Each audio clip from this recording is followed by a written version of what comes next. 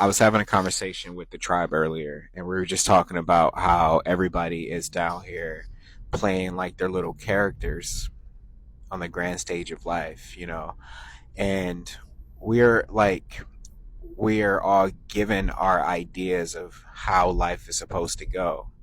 However, left to your own vices without school training you to be a slave, that's what school is. Um, for example, like when you're in preschool, show and tell, it's like pretty much the first class division system. Like when you're doing show and tell, you are meant to bring things from your home to show other people at your school what your home life is like. But you ever realize, during that time that you will start to get ideas of the life that other people were living that you weren't privy to, like you will start to think like, mommy, why aren't we rich like, Tommy? Why does Tommy have these things at his home but we don't have? So it gives you an idea of where you stand in society. That's show and tell. That's preschool.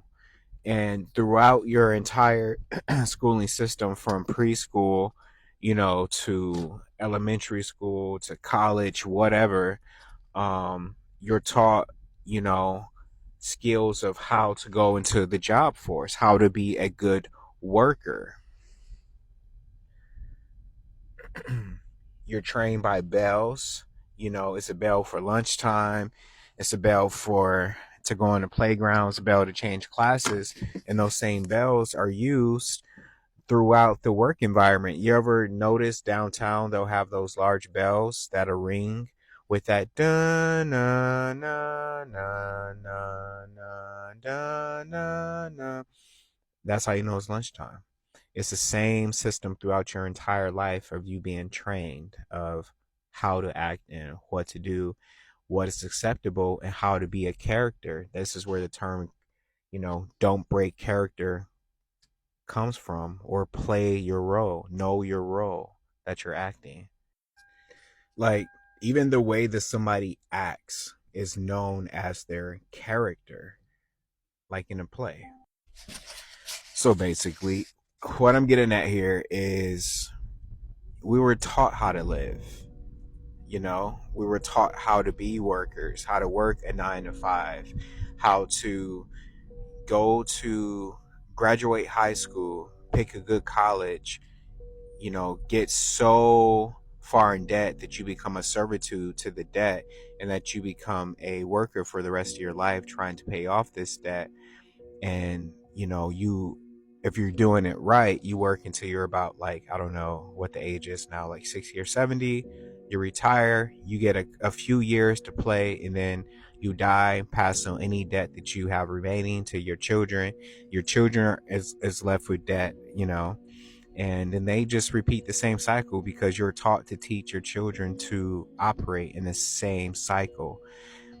And now that we are yet again in Pluto and Aquarius, it's time for us to establish a new system. I see people asking questions like, why am I paying rent? Why am I working all day? Life is not supposed to be this way. So more people are becoming aware of the system, the matrix, and how to beat and exit the matrix. There's not only one way to live. Rent is not the only option. For example, you could share money with your friends, buy your own land, establish your own home. Whatever a home looks like to you, a home does not have to look like these four walls of these,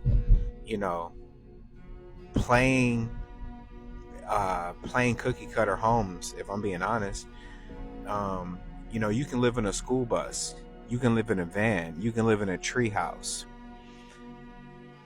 What I'm trying to get to, the point here is, man, you can create your own life. And we are to the point where people are becoming aware of of this is a simulation, then I should be able to create the life as I envision it, and not the life that I have been trained to live at school. Nobody wants to be working a job all day. If you didn't have to, if you weren't a slave to the labels, a slave to having a nice car, to living in a nice neighborhood, to having so many things, the Louis, the Gucci, the Lamborghini, if you reduced your living expenses, then you can have a better living experience.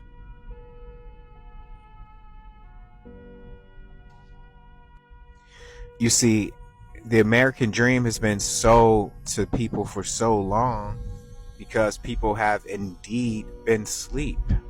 So they have been trying to find that dream in their sleep. But now that people are, quote unquote, awake, they're realizing that this entire experience has been a lucid dreamer, and they have just not been playing the game. So then, are you happy with the life that you are living?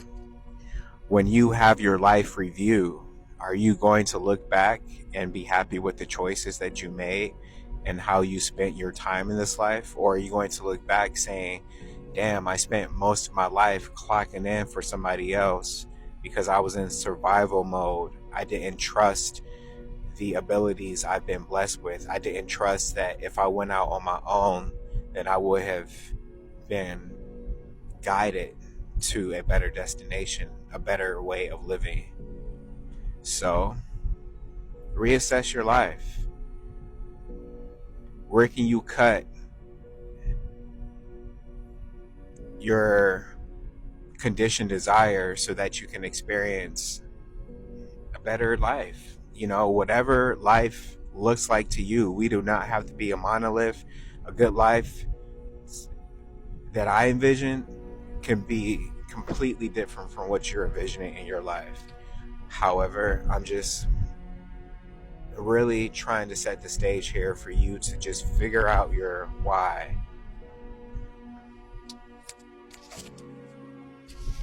The last thing that I'll leave you with, because I didn't want this to be long-winded, is this. I like to watch these videos of people who are 100 plus years in age, and the